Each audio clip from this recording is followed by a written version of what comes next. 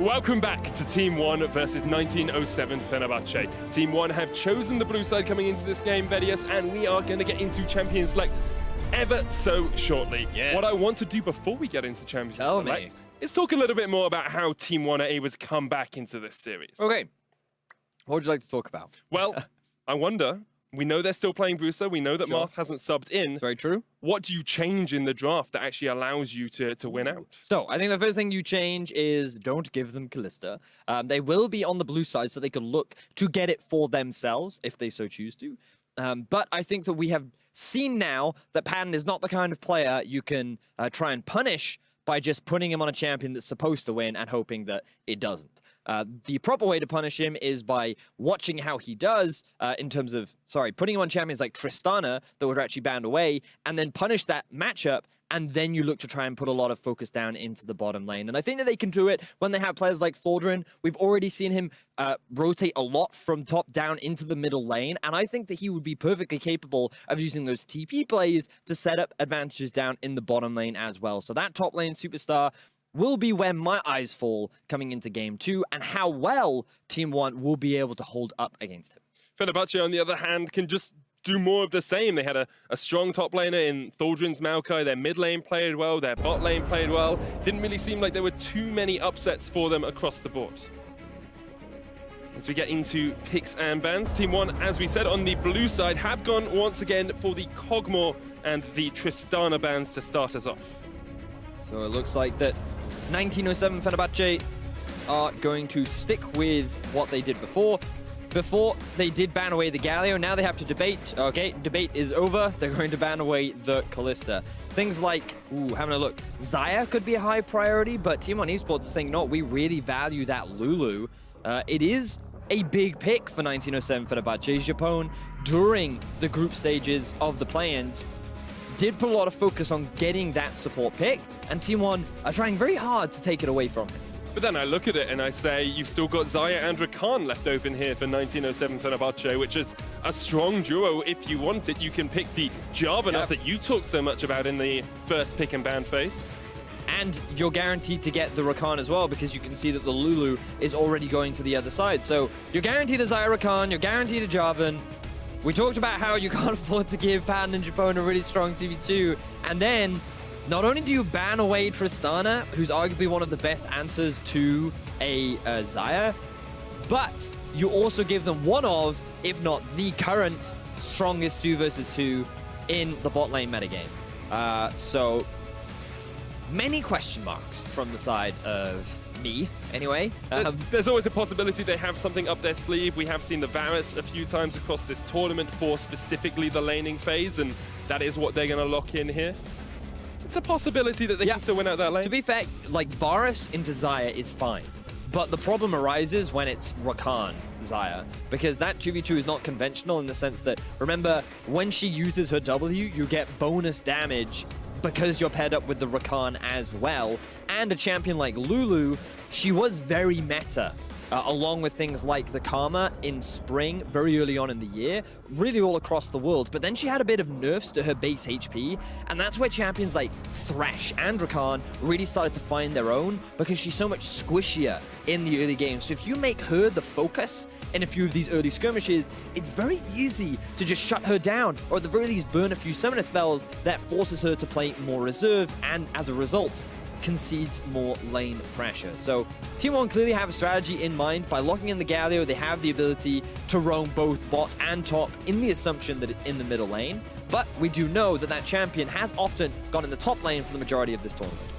So there's a few bans here that I want to talk through. Because we're seeing jungle bans coming out from Fenerbahçe, I think that Jarvan is probably in the jungle. Because we see a Lucian ban from Team 1, I think that Galio is probably in the mid lane, because Lucian is such a common counter pick for it. I wonder if we'll see Thaldrin bringing out his Maokai once again up towards that top lane. You would expect so. I think that they've got plenty of damage with the Xayah, the Corki, and along with the Jarvan in terms of the early game, where he'll transition into a bit more of a tank later. Just round things out now with a big beefy front line to make sure that you have some kind of follow-up from the engage of the Rakan, unless of course that pick gets taken away from you in advance. But it does give 1907 Fenerbahçe the ability to counter-pick now. Things like the Cho'Gath is still available, Gnar is also another option that Thaldrin could go for. And Thaldrin is so confident on so many different champions. Team 1 will lock the Rek'Sai as their jungler, 4/4 laner, an aggressive early jungler. We want to see a little bit more aggression from him in this game. He wasn't really able to take those early kills as we expected from him in game 1. Very concerned about the damage from Team 1 Esports right now, though, because yes, you've got this amazing ability to dive onto the backline. You can engage with the Rek'Sai, you then have the follow-up from the Maokai, and you have the additional CC and damage reduction from a Galio too. So much engaged power comes from this comp from Team 1, and around the mid-game, level 6 to level 11, is where this composition is really strong, especially with the Varus. But in the late game, this composition is really going to lack that damage. And when you compare that to a Corki, a Xayah, both scale incredibly well into the late game, along with the fact that Cho'Gath is one of the few tanks that, thanks to his ultimate, can really chunk out other tanks as well. I'm concerned for Team 1 and their ability to play in the late game. It's going to be very reliant on them to get early lane leads, utilizing their ultimates around the map. And that's what we wanted to see from Team 1 coming into Game 1. That was how we expected them to play. They're much more an early-focused team than a team that focuses around having strong late-game team fights. Fenerbahçe, on the other hand, are that later-game team that enjoy getting to the team fights and having those longer, drawn-out games. So we'll have to see if these teams can play towards their conventional style coming into Game 2 of this series. Well, we shall see, because remember that Vert, very well known for his split pushing style. The most success we've seen from Team 1 is when they're allowed to play the 1-3-1 kind of composition, but they have effectively drafted a bit more of a team fight comp that is reliant on utilizing the level 6 spike of champions like the Galio. So we're going into Game 2 completely reset for both teams. Let's see if Team 1 can be the team to get that early advantage this time around. And how do they get that early advantage if they're going to acquire it? Where are they looking? Are you going towards mid? Are you going towards bot? Because as we said in Picks and Bans, you don't really have a huge amount of damage to back up that early gank. Well, I think in the early game you actually have quite a lot of damage. I mean, the thing about tanks is usually their base values are pretty high, but then they don't scale exceptionally well, largely because, you know, you will build tanky items, but also just naturally within their kit, the scaling is not amazing. That's why I'm putting a lot of emphasis on things like the 6 to 11 spike, because you get a lot of extra damage from simply having levels in your abilities. And around level 6, you naturally have your ultimate, and level 11, you start maxing your second ability too. So that's where you have a fair amount of damage, and it's around the 1 item spike, and that's where Team 1 will definitely be very, very strong. And what they can do is once they hit level 6, you can make TP plays down the bottom lane. But I think the best way for them to get early leads is, number 1, use the Rek'Sai and Maokai to gank a lot onto the Cho'Gath, or you invest a lot bot lane, because you're expecting both Padden and Japone to push with this 2v2 that they have, and you want to try and punish the overextension of that duo lane, especially, again, once Absolut hits the level 6 mark. You have Chain of Corruption, you have the Galio ulti as support. Like, you have so many tools to sort of punish the aggression that is trying to be made from Fenerbahçe, and I think that's the best option for Team 1 to try and make. I think the worst thing they can do is just sit and farm. Looking down towards bot lane is something that people who try and break down 1907 Fenerbahçe's weaknesses say is a good way to get on top of them, because Padden and Japone in the past have not looked strong as a duo in the laning phase. But Game 1 perhaps plays against that storyline, plays against that idea, because they were the dominant force for 1907 Fenerbahçe. We have to see if they're able to continue that form coming into this game. Yep. Padden and Japone definitely stepped up. We heard the analyst desk talk about it. Their expectations were that if Team 1 were going to get a lead, it would be through the bottom lane. They tried to. They said, we don't think you can play Kalista. We think that we can just out 2v2 you. That kind of fell apart.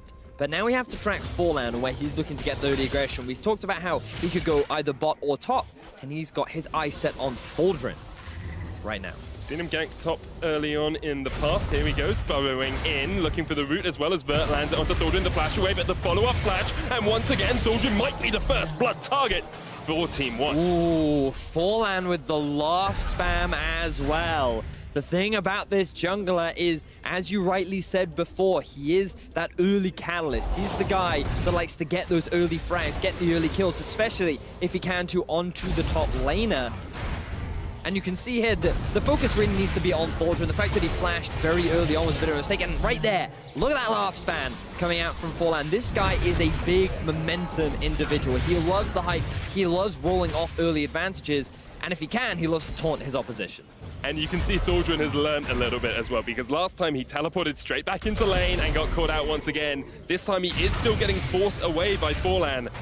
And that's quite a lot of damage onto the Cho'Gath. Forlan does need to be careful because Crash is on his way, has the Blast Cone. As Crash continues to push up, Blast Cone into the knockup. Forlan, of course, no flash. We'll have to try and get away, but the silence comes out from the Feral Scream. Trying to get to that first burrow and then looking for the second one. Goes into one. Vert's on his way. The second burrow away. The flash in by Crash, but a great knockback! That is how you do it, Team One. Fantastic interruption there from Vert, but Forlan, his confidence nearly backfired. You can see him on the player cam. Very hyped, very excited that his top lane is there to back him up. But you have to criticize Forlan. That play was too aggressive. It was way too cocky. He should have died, but fortunately Vert was there to save him. But we talked about this team in game one, Bettius, and we said they're a bunch of young guys, they're a bunch of motivation, emotion-driven players. And if you can have a play like that, where you get up into the enemy's face and you step up to them and you say, show me what you got, show me what you can do, and you get away at the end, that has to be motivating as a team. It's also got to be a bit of a tilter for 1907 Fenerbahçe. They're feeling pretty good right now. They're saying, you know what? If you're going to laugh at us, we're going to kill you. We're going to get an easy kill right here. The Corki's even making his way up through the river. Maybe he can get that kill, but then Vert there with the tree smash is able to get the interrupt of the EQ combo, and that means that he walks away with his life. Now my eyes are on the bottom lane, though. Forlan did give up his blue buff for that. We saw Crash going in, stealing it away. Bottom lane, have to see if Team One are aware that Japone is waiting. Padden there as well. Look at the blade caller. Heal comes out as 1907 Fenerbahçe are forced away. Good punish there from Absolut. He did have to use the heal, and you can see that his flash is actually already gone thanks to an early trade that went in the favor of 1907 Fenerbahçe's bottom lane. But this time around, they're able to get a lot of damage down onto Padden, showing the early power that Varus can have. But it feels like for Team One, a lot of their focus is still going to be towards the top side. They've kind of left the 2v2 on their own. And Crash, he's not really looking at trying to send his way down there as well. But just look at the vision in the river, Medic. There's none of it. It is completely dark. If either team wanted to gank bot, the success rate, I feel, would be relatively high. Forlan's going to get that Squire's Bloom, so they can ping him out now, and they know where he is. As you say, no wards basically on the bottom side of the map at all, apart from one for 1907 Fenerbahçe that is at those Razor Beaks. Forlan is going to walk straight into Crash, and Bravo away. Crash clearing out as much as he can. A couple more wards have been placed. The river a little bit more bright for you, Betty. Yeah, it looks like Forlan, he realized, ooh, that bottom lane is a little dark. Allow me to provide enlightenment for my bottom lane. So they should feel a little bit more confident after they have now back to base, and we'll pick up things like the Vamp Scepter. You can also see Brucer expecting him to work towards the Abyssal Mass. And a Rod of Ages for him, like we've seen from the Cassios on the most recent patch. And now we're approaching that level 6 mark, Medic, for Team One. We've talked a lot about them because after game 1, their early game kind of fell apart for them. They lost the top side of the map, Thaldrin was able to roam around to the mid, and then they had control of the mid lane, and the 2v2 fell apart too. So we want to see more from Team One. That's like, now that they're level 6, now that they're setting up for their composition to utilize some of its strengths, we want to see if they can take advantage of it. And we want to see if 1907 Fenerbahçe have set this gank up perfectly. There's no vision on Japone or on Crash as they come in. The Feral Scream comes out, the knock up into another, into a kill. Eventually, you have to expect it, though. Vert is going to flash away. Thaldrin's looking for the chase. Does have a flash of his own, but Vert, I am sorry, my man. I predicted that you'd die and you escaped, rising from the grave like Lazarus. Another beautiful play from Vert. Earlier on, he gets the outplay onto Crash and he keeps his jungler alive. And in a 1 versus 3, this guy is able to turn around the gank, and walk away with his life. Yes, it costs him his flash, but think of the pressure that ONE will gain now in the bottom lane. You can already see Forlan making his way there. That's going to be so much turret damage that both Absolut and RedBert will be able to get down. Padden's going to lose so much pressure, and even though he's still ahead in farm, it's going to give a bit more freedom for the bottom lane of Team ONE as that gank went awry for 1907 Fenerbahçe. And it was that second rotation of ganks where we started to see Team ONE fall behind in Game 1. They started to trade kills rather than just get kills for their own. And I was sure that Vert was going to go down, had no vision at all of 1907 Fenerbahçe advancing. But instead, he escapes and he opens up the map for his team. Forlan's going to start up the Mountain Drake. He has been the superior jungler thus far in this game. So far, he has indeed been. But Crash is making his way towards the Mountain Drake. His spidey senses are indeed tingling. But then he's like, aha, I see a giant stone golem making his way towards me. So I will back away and just hand over the early Mountain Drake in favor of Team ONE. So what we can say is that the early game definitely going better in favor of Team ONE Esports this time around. You have to give a lot of the credit to Vert. Early on, at the beginning of this series, we said how Forlan was kind of the early fragger, the guy that gets those early leads. But really one of the big carries of this team is Vert. Typically, we see him on split pushes. Normally, we see him playing that 1-4 style where the 4-man unit plays around the pressure that he generates. And I feel like in Game 1, we never really saw it. It was all the Thaldrin show. This guy was really a big contributor to the success. But now I feel like we're seeing a little bit more of the individual skill of Vert and what he can contribute to the team when he's allowed to do so. And while he is on Maokai, I'm pretty excited to see what he can do for the rest of this game. We've seen how strong Vert and Maokai can be. Thaldrin in Game 1, absolutely dominant, as you said.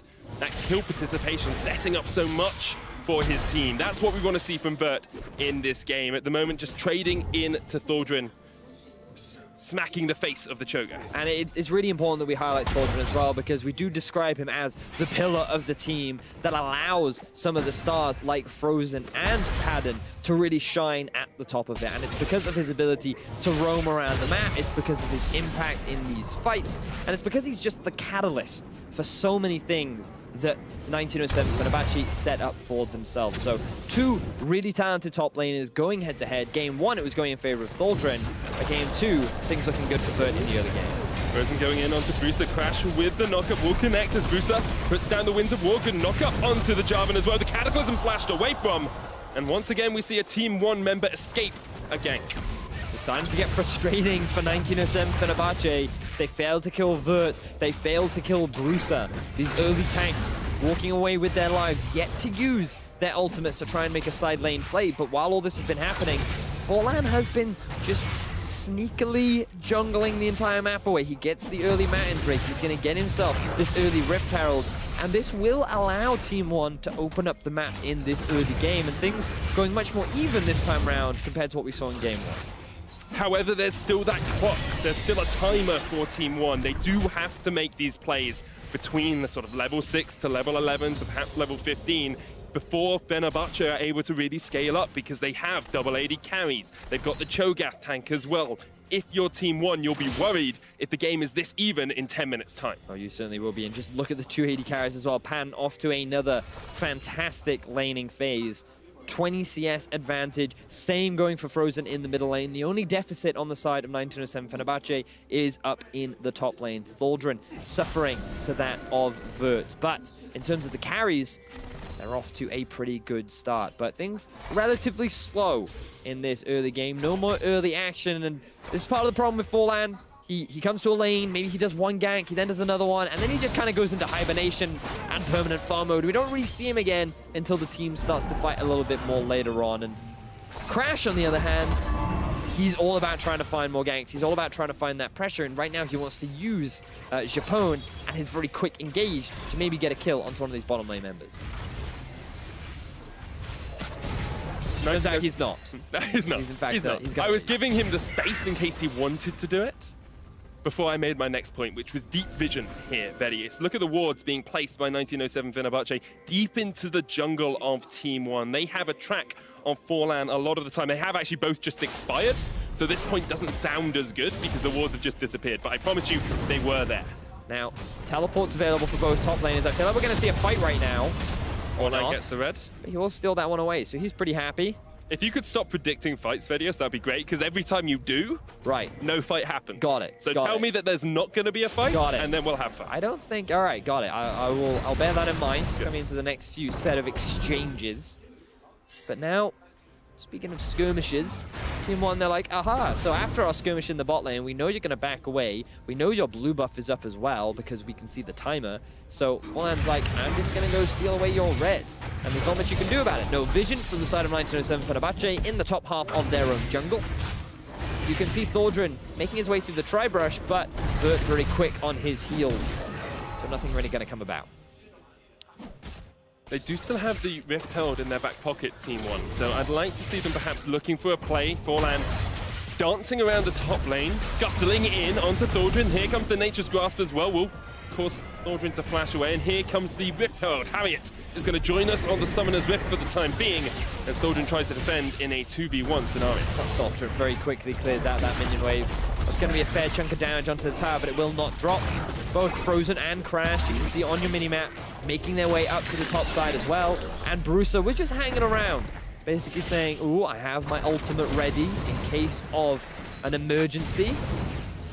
But instead, nothing comes about it. You know, I had this great conversation with Rusty earlier on, where I find it impossible to say Bruiser without an Australian accent.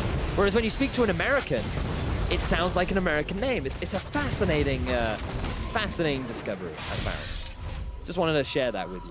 It's informative, at least, Vedios. It allows me an insight into your mind. I don't know if you want to go in there. That's not somewhere we want to be. Let's bring it back to the game.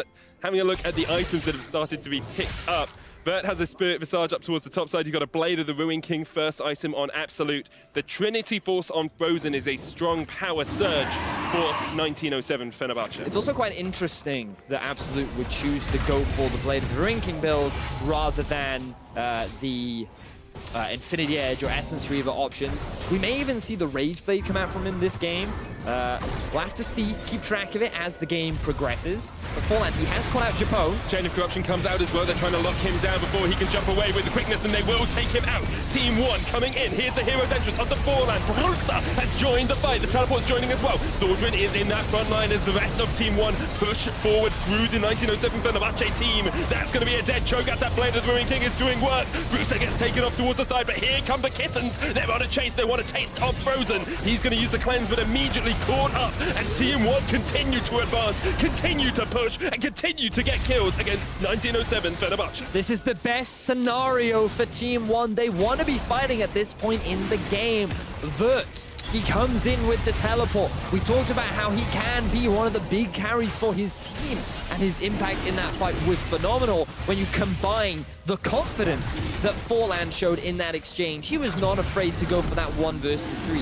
He was not afraid to go straight into the thick of the opposition because he knew he had Bruiser on his back. He knew that Vert would be ready and waiting, but now Vert has been caught out. And he's dead. He is indeed dead. That is a 1 squished up Yordle. So Fenerbahçe, 1907 Fenerbahçe rather, will be able to get themselves a kill back. And although Team 1 are the team that are getting these kills and getting the Mountain Drakes, the gold is still perfectly even between these two teams. We're only 4 minutes away from that 20-minute mark, only 4 minutes away from the point where I said Fenerbahçe would be very happy to be even because they scale up a little bit better. And Team 1 need to take a couple more of those fights to be able to actually accelerate this game. Exciting, okay? It's certainly very exciting. So let's see how you didn't predict a fight here. Yeah, exactly that. So what you're going to see here, the big thing you need to track is the teleports from both teams, because this is a bad setup for 1907 Fenerbahçe because they've already lost their engaged tool right at the start. But now Absolut and RedBert zoned away from 2 members. So it's effectively a 3 versus 2 on the top end, while it's a 3v1 in the bottom end. And so it's just a matter of who can kill that front line first. And Padden, he hasn't even completed his first item yet. So he doesn't do the same sort of damage that Absolut does. After that early Blade of the Ruin King that we were talking about, it gives you that extra bit of damage. So they very quickly make their way through Thaldrin. And Forlan, he's just sitting on the front line. He's soaking up damage. He's baiting the enemy team towards him. I'm surprised he didn't spam his laugh again, because he was just drawing the attention of Crass and saying, chase me, chase me, chase me. Oh, look, I have a team behind me. You're going to lose your life. So Team 1, they found a fantastic fight, but it's yet to translate into a significant gold lead as of right now.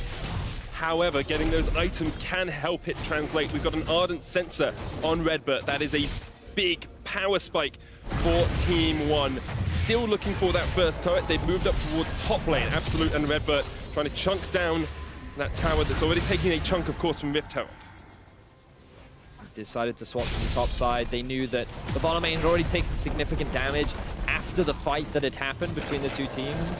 With it already guaranteed to go down, they instead decided to go top. They will be very short, or rather a little short on getting that first tower blood, but still pretty happy with it overall. So Vision going to be traded either side as well. You can see Team 1 on your minimap investing a lot of Vision into the top side of the map, and now 1907 Fenerbahçe are worried about that top tier 2 tower, so they're trying to answer.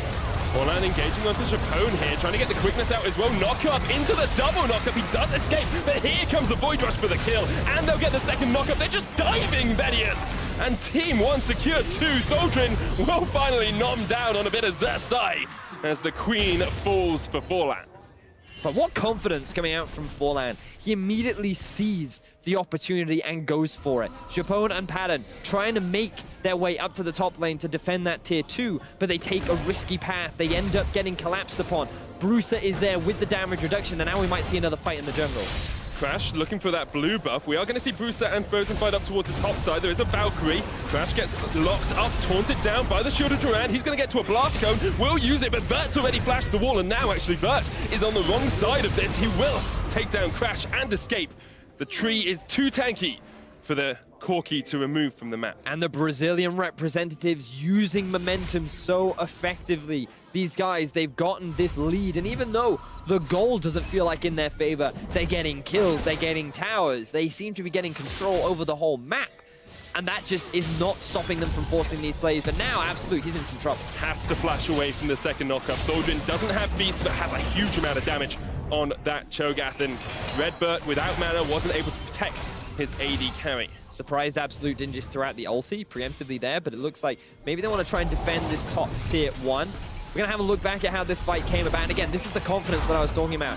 Forlan immediately onto Japone. They know they can win this 2 versus 2. Good interrupt there from Bruiser, and then the immediate follow-up from RedBert. Then they go, you know what, we can dive. It doesn't matter. Padden, he doesn't have his ultimate left up. I'm a Rek'Sai. I've gone for an early Tiamat and an early Phage. I have plenty of damage. And they're able to get themselves a double kill down onto the bottom lane of 1907 Fenerbahçe. So really great stuff from Tier 1 Esports this time around. Great to see that even though they fell at a pretty significant deficit in Game 1, they are not letting that affect their mentality in Game 2. Forlan engaging onto Padden, looking for the chase with Absolut. The charm comes out from the quickness. Teleport during the fight as well, because here comes Vert. The root is going to land. Does keep Padden safe as Japone takes it up for his team. The chain of corruption there from Absolut was a mile wide. Vert's continuing to chase in. Feather Storm, here's the hero's entrance, looking for the knockup onto Thaldrin, lands it at the right edge of it, but meanwhile in the mid lane, Boza continues to push, and Team 1 have invested a lot up towards the top side of the map. Crash is not done yet. The taunt comes out, the double knockup, and now it's up to Absolut to actually join this fight. The polymorph comes down as Fenerbahçe Crash will just about escape with the heal. The mid-second tier tower is being pushed in by Frozen. Beautiful team fight from 1907 Fenerbahçe. These guys stalled out all 5 members of Team 1 Esports long enough for Frozen to take 2 towers in the mid lane. That tower gap has now gone from 1-1 to 4-1 in favor of 1907 Fenerbahçe.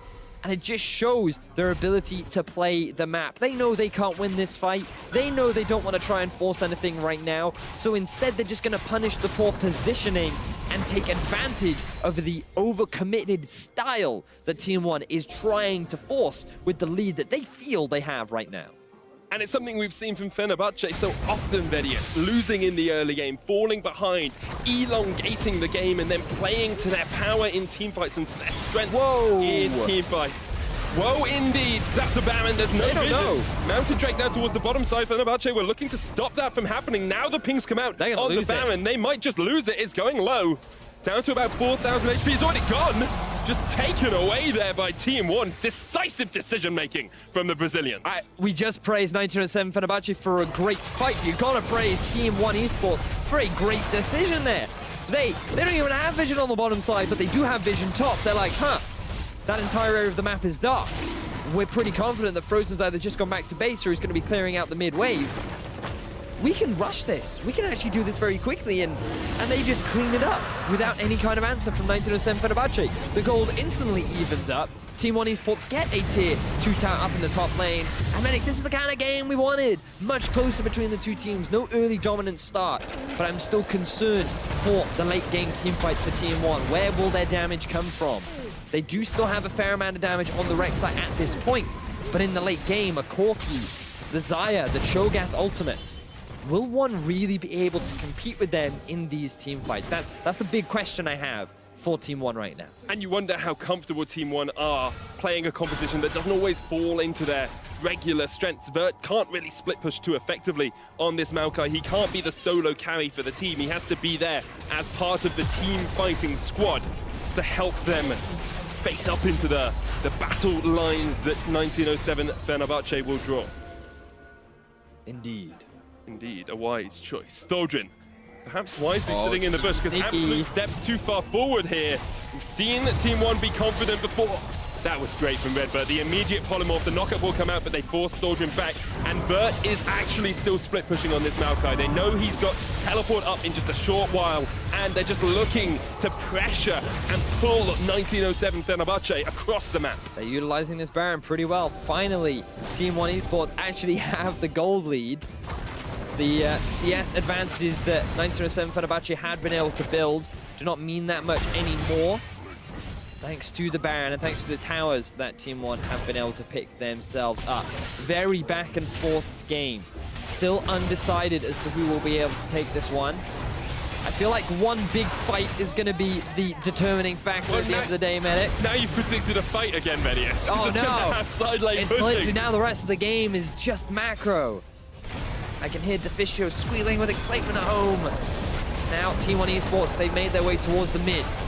They're going for the engage. Engage with the charm. Here's the hero's entrance as Absolut jumps out of the back, but Frozen dives all the way in with that Valkyrie. Crash has already crashed and burned in this fight as Borland looks to go aggressive. They need to be cautious because Frozen is on the backside of this, and he's got a lot of damage on that Corki. The lockdown onto Vert. Japone knocked up another kill. A great double taunt with a shield. Thaldrin in that front line. He's already got one. Bruiser killed. Vert jumps in. Still Frozen up towards the side. Thaldrin will fall. It's a double for Absolut. Team One keep going. They keep pushing forward. They cannot quite get the final two members, but Team One take the fight, and they're looking. Borland dives in, says goodbye, and Team One are not done. Fenerbahçe scattered to the winds as Absolut chases down Padden, but Padden can't do it. Team One get the ace. Team One get the fantastic team fight finally going in their favor. We've criticized this team so much for their inability to fight, but right there, they demonstrate that they can bring it to 1907 Fenerbahçe. They're able to win out the fight. They're able to get two massive towers, and they are the ones controlling the pace of this game. And how the tables turn from game one to this game. Let's have a look at how this engage happens once again. So Japone, he tries to get a collapse onto the main damage dealer. Everything looking good, but then the Galio arrives. The team is split up. Look at the work that Bert is doing on the back line, zoning 3 members away. And Frozen, he doesn't feel confident to actually engage on the fight. Bruiser then comes to the forward line, and he's like zoning. And it's all allowing Absolut the freedom to deal the damage. Yes, Medic. I gave a lot of criticism to this composition because I said, where will the damage come from later? But what I didn't accredit was the fact that there is no reliable backline threat onto Absolut. Every time Crash goes in, there is so much support from the Lulu, from the Galio, that it's really difficult to just instantly nuke him down. And right now, 1907 Fenerbahçe are realizing, oh no, we don't actually have enough to kill the Varus, and he's just going to keep picking up kills. Yeah, Thaldrin caught out polymorphed, and he's not going to be able to escape from Team 1. 13 kills to 5. Now a 4,000 gold lead has been extended. A 6,000 gold Baron power play of a Baron they did not deserve to get. They should never have been able to secure that Baron, but great vision control and decisive shot calling from Team 1 have set themselves up for success in Game 2 of this best of 5. Oof. We're well on our way to having a series on our hands, Medic. And it's so indicative of the way these two regions play against each other as well. Across 13 games, it's 6-7 in favor of Brazil. So even between these two regions, so close when it comes down to these big series. And you just have to keep your eyes on the player count in these fights as well, because this is a very young team, not a single member over the age of 20. A lot of the Brazilian fans were not expecting this team to be the representative. They wanted the more stable rosters, the more experienced rosters. INTZ, Pain, Red Canids, one of these teams to be that representative.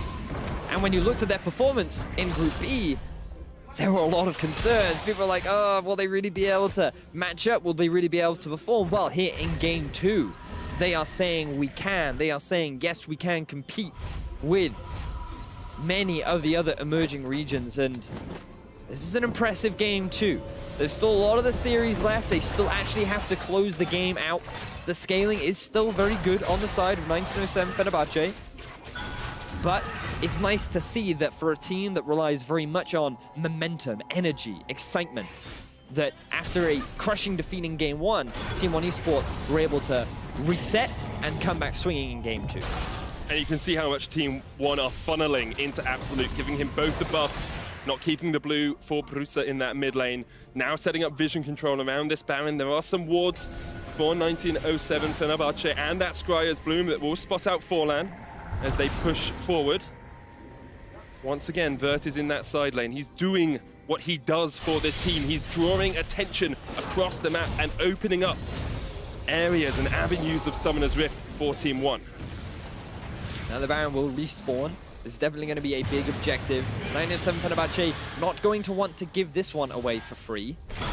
And you've got to remember, Padden in these fights will be the player to watch out for, because he's had a lot of hype surrounding him when you get to this point in the game. I still remember his Cogmore in the 3 versus 5 against HKA. Him and Thaldrin did an excellent job of being able to turn that fight in their favor. And I can't shake off that feeling that this team fighting prowess of 1907 Fenerbahçe could still be a big factor in turning this game in their favor. So, Team 1, though, they still have the gold lead. They still have this very strong AD carry in Absolut, who can't afford to be underestimated either.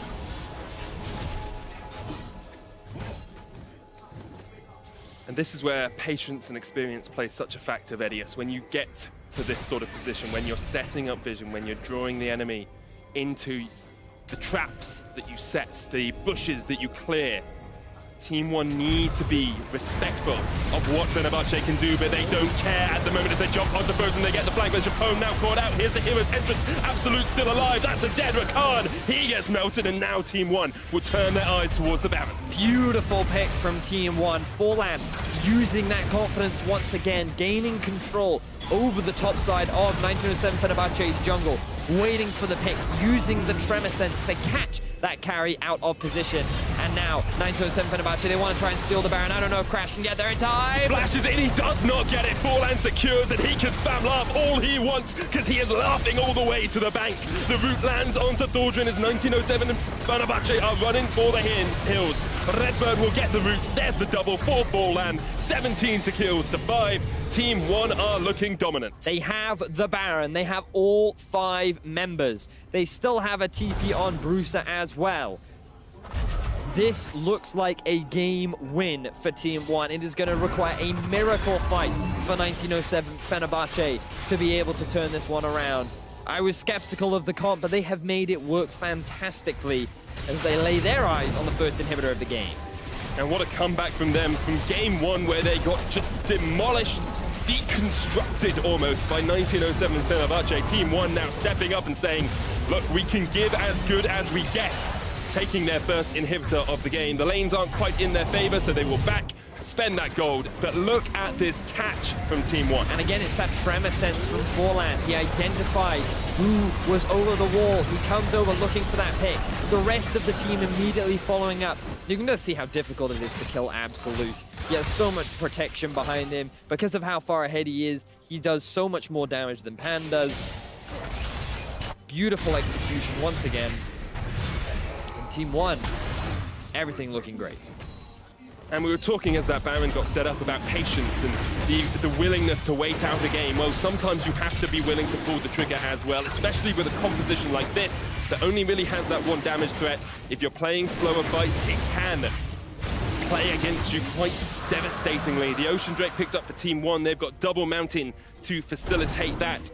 And it is actually the first Ocean Drake that they have picked up this tournament. Perhaps a good omen for them as they look to close out the game. You had to get the quick stat in there, didn't you? The real quick stat is neither of these teams had picked up an Ocean Drake before this game.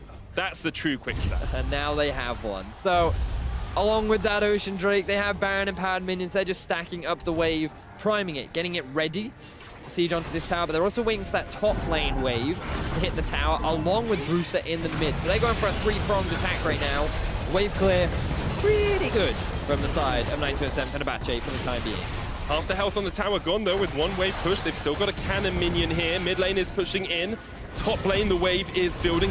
Siege minions up there. Of course, the super minions ready to continue to push down that lane. And Team One are playing this patiently. They're puzzled out the map. They are painting by numbers, and they will get their second inhibitor tower. Looking for the inhibitors. Vert jumps in. He just wants to be the front line. The Feral Scream into Redemption to heal him back up.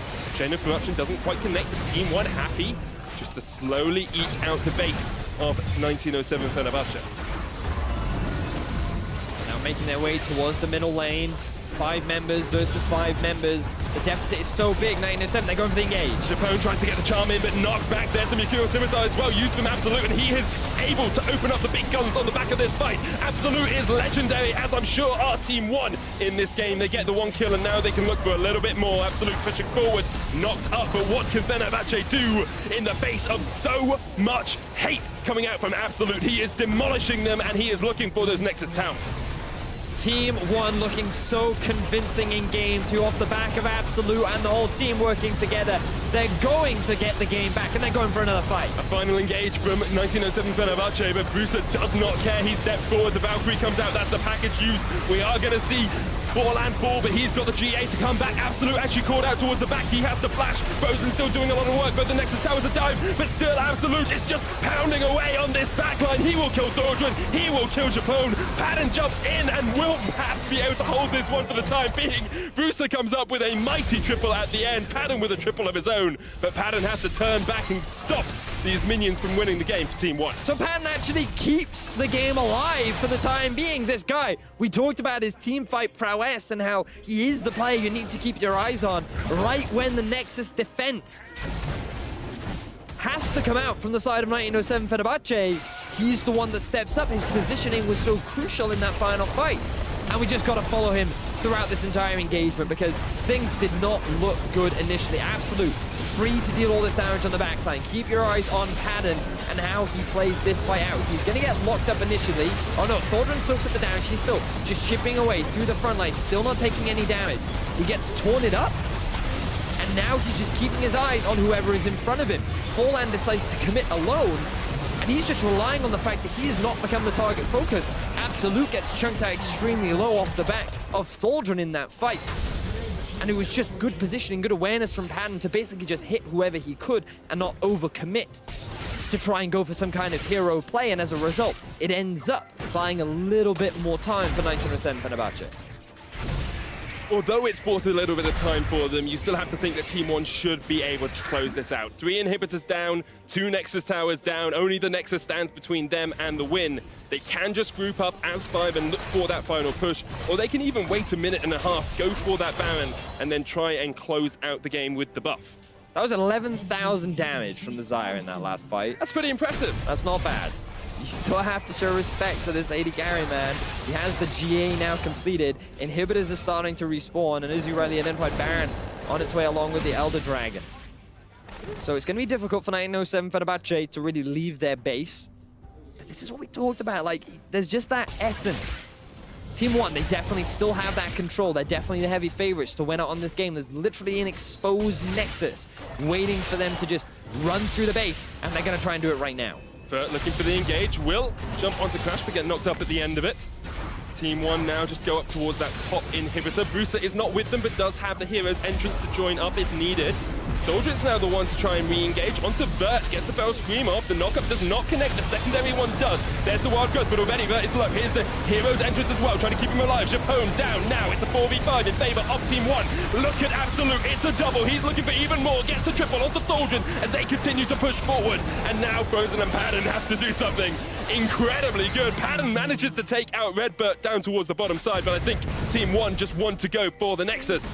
Frozen's still there. Absolut will go low. Frozen just needs to land an empowered Sheen Rock. Padden comes off towards the back of it. Absolut gets some damage down on towards the Nexus. There gets the kill on towards Frozen, and now Padden forced off towards the bottom of the fight. This will be the win. This will be the Nexus for Team One, and they equalize the series 1-1. This time around, Absolut, he doesn't give away his life.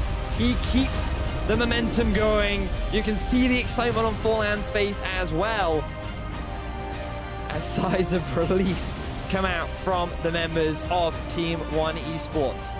It's going to equalize the series, Medic.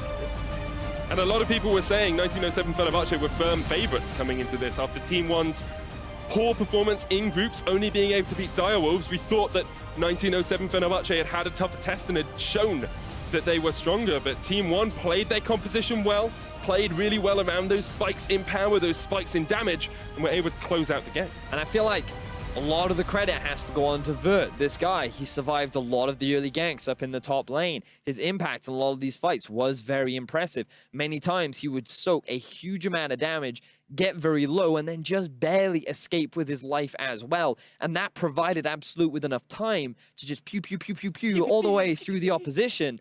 And it was just a matter of 1907 Fenerbahçe never having enough backline threat to all of a sudden swing the fight in their favor. So credit to Team One bouncing back and looking good in game two. Guaranteed to give us a 4-game set. I love 4-game sets, and I'm sure Team One do as well, as they've evened up the series. And to hear how they tied it up, let's send it over to our analyst desk. Thank you very much, Medic. Just got to say, Team One turning it around, coming back. I looked at the draft, I was skeptical, but these guys brought it home in game two. I think you got a good reason to be skeptical. I can't really justify giving up Xayah, J4, Rakan in the first phase of the draft just so you can take Lulu first. That to me is just completely baffling. Yeah, and ultimately they picked the Varus with the Lulu. We've seen this lane before. We know what it's capable of doing, but they still lost their lane a little bit. However, we get outside of the laning phase, we get some early kills onto that Varus, and the team composition starts to make sense when you've got all these tanks that can stand in front of him. Yeah, and they're supposed to win bot lane with this. You probably want the Galio to go bottom where there's pressure, the Rek'Sai dives, and hopefully you blow the game up through the bot lane. And in that sense, it does make a little bit of sense. It's just what you gave up to get to this game plan is way too much. And to be fair, we were looking for another damage threat, and we were surprised to see that it was, in fact, the Rek'Sai. It was 4 lane, it was going to be the second damage. So this man went for a super aggressive Rek'Sai build. It was weirdly aggressive because he built the Cinder Hulk, and then got the Tiamat, and then you're like, okay, he's gonna go for some kind of Titanic Hydra Black Cleaver build, but then he goes got a dagger mark. Yeah, then he gets a dagger for Berserker Greaves, and then he goes GA. It was once again a little all over the place. We weren't sure where he was going when he had the dagger, but we're looking at it. But at this point, we have a fed Rek'Sai, and things are looking good. But when we take it our first replay, we can see why maybe there was some uncertainty for Team One, because they start things off, things are looking great, but the longer this play goes, you're going to start to realize that they may have stayed a little too long. And here you see a little bit some of the struggles of that Rek'Sai build. Just starts getting melted by the Xayah. You know, Ninja Tabby probably would have been the right boots to go. And this whole time, while Fenerbahçe, 1907 Fenerbahçe are doing a great job kiting out in the top lane, the Corki is just staying mid and pushing this entire time. It's that first real big moment, you'd have to say, in this game where Fenerbahçe have a crazy good strategy compared to what One were doing, which was just throwing their faces at 1907 Fenerbahçe's composition. Again, what the comps are designed to do, however, with how close they were skirting around their health bars, with how they were able to weave in and out in this situation, 1907 Fenerbahçe get 2 turrets for their troubles, and that was the beginning of what you thought was going to be the macro play that may well get them a victory. wasn't the case, because straight after things changed, but very clever in that instance anyway from the Turkish side. And it was also, you know, we were kind of making fun of Forlan's build a little bit there, but he did have a great early game. He attacked Thaldrin again, set him super, super far behind, which is something coming into the series we were saying, this seems like it's going to be difficult for them to be able to do. We haven't seen Thaldrin really lose laning phase, and when that happens, it feels like FB kind of start falling apart. And additionally, we talked about the power of comfort picks coming in for Team 1, and we look at this next replay brought to you by Acer Predator. You can see how well this team functions when they've got a lead, when they've got an advantage, and when they've got picks they're comfortable with. Yeah, in the corner of your eye, even, you have to keep your eyes on Frozen as he just disappears. You'll very rarely see him again for the rest of this fight, because ultimately it was all about the Varus, and Absolut versus Padden is basically the 1v1 of AD carries that you'll see when this fight emerges. And try as they might to do the damage here, FB, they don't do as much as what Absolut's able to. Yeah, Vert was really, really tanky for this point in the game. This is also with the Baron buff, because one was able to grab double Mountain. They went for a very quick 22-minute Baron, and FB was totally unprepared for it. Surprisingly, they didn't have any vision down, so despite that good turret trade, they instantly fall back behind from this Baron, and then after they win this fight, they're actually able to snowball into a massive gold lead. And this is that 1v1 where he thought he had it, he just didn't. Vert coming up, supporting his AD carry, who had a rough game 1, but kind of bounced back this time around. And that was interesting, too, because we talked a little bit about Forlan, but Absolut also felt like a pretty major factor in making things happen in this game. But just across the board, Team 1, this looked so much better to me. But what was generally your impression? Is this mistakes on the side of Fenerbahçe? What is actually happening here that led to this Team 1 victory? Combination of both, honestly. I feel like 1907 Fenerbahçe could have made a wealth of decisions that might have been more patient. Again, I don't think Team 1 were aggressively going at them unless they met in the middle, and then Team 1 would over-aggress and they'd overextend themselves and make sure they got the team fight they were after. So could have been cleaner on both sides, honestly, but my take is that Team 1 look at least a lot more comfortable right now in this second game. It's one of the things where I would want to see a little bit more out of one before I'm very confident on this team, just because the draft phase was very strange. You had this strategy around your bot lane winning, and they were actually down 40 CS at like 15, 20 minutes or something like that, so they were getting smashed down there. And the only reason this game plan worked out so well was because Thaldrin fell behind the top side, and then the double Mountain Dragon that they were able to get was converted very cleanly into a Baron, but if you don't get those kinds of things, this comp and the game plan seem to be falling apart. That's the crazy thing about this game as well, right? Like, Forlan gets Thaldrin behind, suddenly Team 1 are able to win the game pretty successfully, but at the same time he's building Berserker Greaves, so you're like, really, I guess it's a wish-wash of consistencies from them. You want to see so much more, and even getting the wins with what they currently have, it's impressive, but they could do so much more. Yeah, exactly. But I also feel like we have to praise Team 1 for closing it out with confidence. We take a look at our final replay, we can see that when you look at this team, when they have a lead and an advantage, they do play pretty well around Baron, exposing kind of some of these weaknesses from Fenerbahçe. This is just really intelligent pathing overall. Looks like they're ward clearing through that typical ramp, but they're actually wrapping around with their engaged tools on the top side, able to catch out multiple members of FB, get 2 quick clean kills, grab their second Baron of the game, and they are able to close it out. There's that one little dip where they all got aced with triple inhibs down, but from that point in the game, it's one of the hardest things to recover from in the entirety of League of Legends. Yeah, nothing you can do to come back from that, but now looking forward, Fenerbahçe back on the blue side, 1907 Fenerbahçe rather, but now Team 1 even more interesting. Now they're taking Brewster out.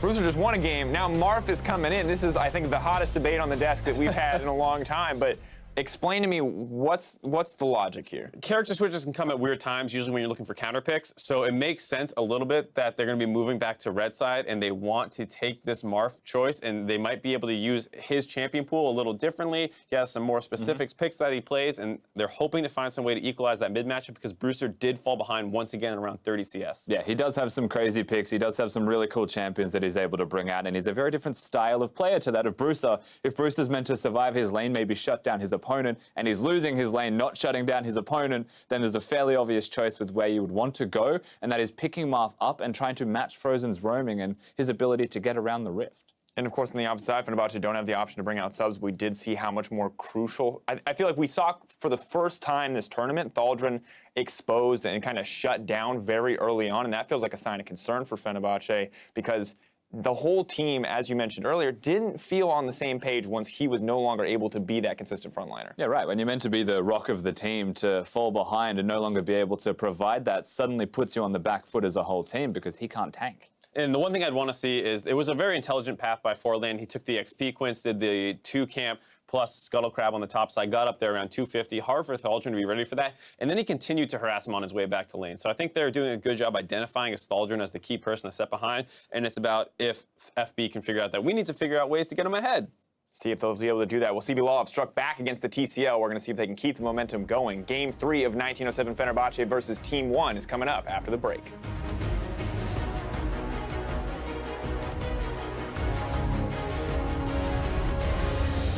Burrowing in, looking for the root as well as Bert lands it onto Thaldrin, the flash away, but the follow-up flash, and once again, Thaldrin might be the first blood target. 追杀这里的挖掘机，但挖掘机逃得非常快，回头反顶一下，撞起来之后一下、两下、三下，他最后一点点输出，哎，没有收掉，但飞机这里已经被大叔配合维鲁斯给收掉了。Knock up into the double knock up, he does escape, but here comes the Void Rush for the kill, and they'll get the second knock up, they're just diving, Vedius! Team 1 take the fight, and they're looking for Forlan! Dives in! Says goodbye, and Team 1 are not done! Acaba sendo neutralizado! Sobra somente o Padden, ele tenta fazer um milagre e salvar o time turco, Super Minions vão dando GG, triple kill! Triple kill! There's the wild growth, but already Vert is low. Here's the hero's entrance as well, trying to keep him alive. Japone down now. It's a 4v5 in favour of Team 1. Look at Absolut. It's a double. He's looking for even more. Gets the triple onto Thaldrin as they continue to push forward. This will be the nexus for Team 1, and they equalise the series 1-1.